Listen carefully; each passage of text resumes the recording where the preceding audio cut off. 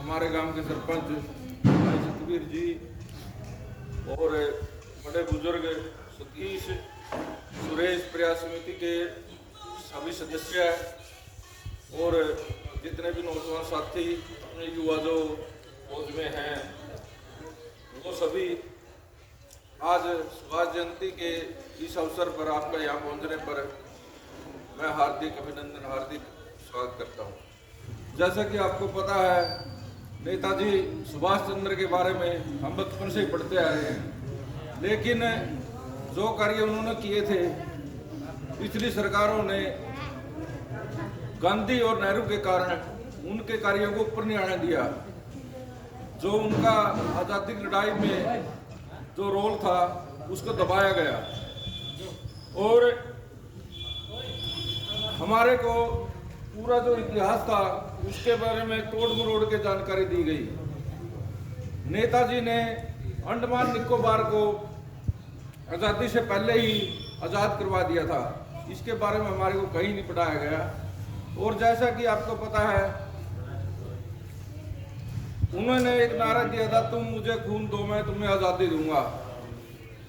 उन्होंने ये इसलिए कहा था भाई आप मेरे साथ जुड़े, आप मेरे साथ शामिल हों और मैं भारत को पूर्ण आज़ादी दिलवाऊंगा, क्योंकि हमारे उस समय के जो नेता थे वो पूर्ण आज़ादी के पक्ष में नहीं थे। वो आज़ादी चाहते थे लेकिन अंग्रेजों के साथ मिलके, जैसा कि वायसराय उनका हो या प्रेसिडेंट उनका हो, नीचे से काम हमारे हो जाएंगे, लेकिन इन्होंने पूर्ण आज़ादी की मांग नेताजी ने उस समय की थी। और ये कांग्रेस के भी प्रेसिडेंट चुने गए, लेकिन गांधी जी ने इनको उसमें काम नहीं करने दिया और जल्दी इन्होंने कांग्रेस से इस्तीफा दे दिया। उस समय गांधी जी के जो कैंडिडेट थे पट्टा सीताराम ऐसा नाम था मुझे, पटाभी सीताराम मैया, उसको इन्होंने हरा दिया था, लेकिन गांधी जी के कहने से इन्होंने रिजाइन करके कांग्रेस को और दोबारा इन्होंने ये लड़ाई शुरू कर दी। आज़ाद हिंद जो सेना है इसके बारे में भी शायद आपको नहीं पता होगा। सबसे पहले इसकी जो स्थापना 1915 में अफगानिस्तान में अलीगढ़ के राजा महेंद्र प्रताप सिंह ने की थी। उसके बाद 1943 में इसको दोबारा जीवित किया राष्ट्र बिहारी बोस ने, और उनके बाद नेताजी ने इसमें 40,000 सैनिक शामिल करके उनको प्रशिक्षित करके और भारत की पूर्ण आज़ादी का संकल्प उस समय लिया था, और इसमें वो सफल भी रहे। अब जो अंग्रेजों ने एकदम से अपना देश छोड़ दिया, इसका कारण सबसे बड़ा कारण था सुभाष की इंडियन नेशनल आर्मी। उनको डर था भाई इसमें उनके पास तो आदमी भी कम थे, भाई तो क्रांति आएगी इसमें सारे अंग्रेज मारे जाएंगे, तो इसलिए उन्होंने एकदम से इसको छोड़ दिया 1915 को। और ये जो मारकाट हुई थी पाकिस्तान की इंडिया की, उस समय काफ़ी लोग मारे गए थे हिंदू मुस्लिम, वो यही कारण था वो एकदम वो छोड़ के चले गए और देश में किसी का राज नहीं था उस टाइम। इसी कारण ये अगर वो आराम से जाते नहीं तो मिलिट्री या पुलिस उनको वहाँ ट्रांसफर करते, मुसलमानों को हिंदुओं को इधर करते, फिर ये मारकाट नहीं होती। तो इसका सबसे बड़ा जो कारण था यही था कि उन्होंने एकदम से अपना वो सरकार यहाँ से हटा ली उनकी। और नेताजी का जो जन्म का तो सबको पता है, मरना किसी को पता नहीं। जो उसमें उनकी वो दी गई डेथ दी गई, बस जहाज में मरे वो, आज तक ये नहीं पता भाई उस समय कोई जहाज की कोई वो मिली हो, कोई एक्सीडेंट नहीं हुआ उस फ्लाइट में, ना कोई जहाज उड़ा उस दिन। तो ये भी सारा एक फ्रॉड है, ये नहीं पता भाई वो उनकी ज़िंदगी कैसे मरे कैसे हो। लेकिन फैजाबाद में एक गुमनामी बाबा के नाम से संत हुए हैं, उनको लोग आज भी सुभाष चंद्र बोस का नाम देते हैं। उनके मरने के बाद कुछ किताबें थी और उनकी ड्रेस थी, उनके अनुसार लगा रहे हैं भाई वो सुभाष चंद्र बोस ही थे, लेकिन पक्का अनुमान पक्का पूरा पता किसी को नहीं आज तक भी। तो आज 115 दिवस के इस अवसर पर उनकी 125वीं जयंती पर मैं उनको एक बार फिर नमन करता हूं और आशा करता हूं कि हमारे सारे नौजवान उनके जीवन से शिक्षा लेके देश कार्य के लिए आगे बढ़े। धन्यवाद। जय हिंद। बहुत बढ़िया भाई जगदीश ने बताया कि कैसे नेताजी सुभाष चंद्र बोस ने भारत आज़ाद होने से पहले ही अंडमान निकोबार को पहले ही आज़ाद करवा दिया था। अब मैं चाहूँगा हमारे युवा साथी भाई सतवीर आए, वो भी 2 शब्द नेताजी सुभाष चंद्र बोस की जयंती पर, उनकी जीवनी पर प्रकाश डालने का काम करें। सबसे पहले तो गांव के बुजुर्गों को राम राम।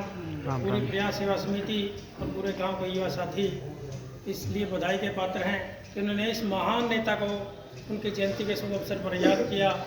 और ये जो हमारे प्रिय नेता नेताजी सुभाष चंद्र बोस हम सब युवाओं के लिए एक प्रेरणा के स्रोत हैं। इन्होंने अगर चाहते तो अपना ऐशो आराम का जीवन जी सकते थे, क्योंकि ये भारत के ICS बन चुके थे। उस टाइम में ICS होते जैसे अब IAS होते हैं, उन्होंने ICS की परीक्षा पास करके अपना अच्छा वर्षों के साथ अपना जीवन व्यतीत कर सकते थे।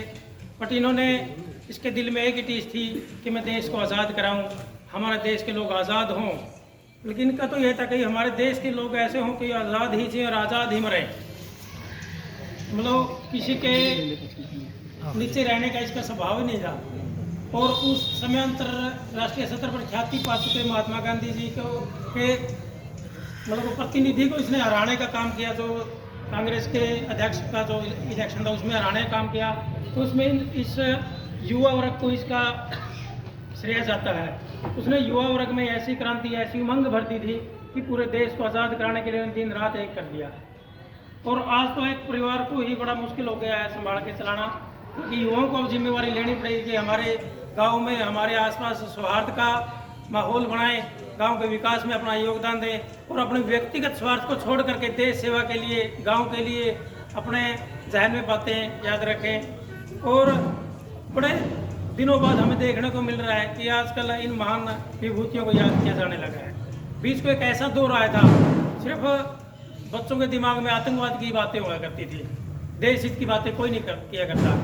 और आज हमारी इस प्रयास टीम को मैं बधाई देता हूँ कि इस महान विभूति को याद करके युवाओं में एक सौहार्द की भावनाओं को पैदा किया और देश को और गांव को विकसित करने के लिए इनका जो प्रयास है, हम सबका एक संयुक्त प्रयास कहेंगे, इसमें हम सभी शामिल हैं।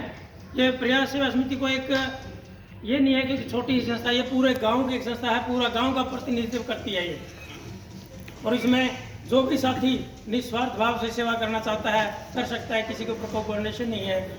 और इसमें किसी जाति धर्म से कोई भेदभाव नहीं किया जाता।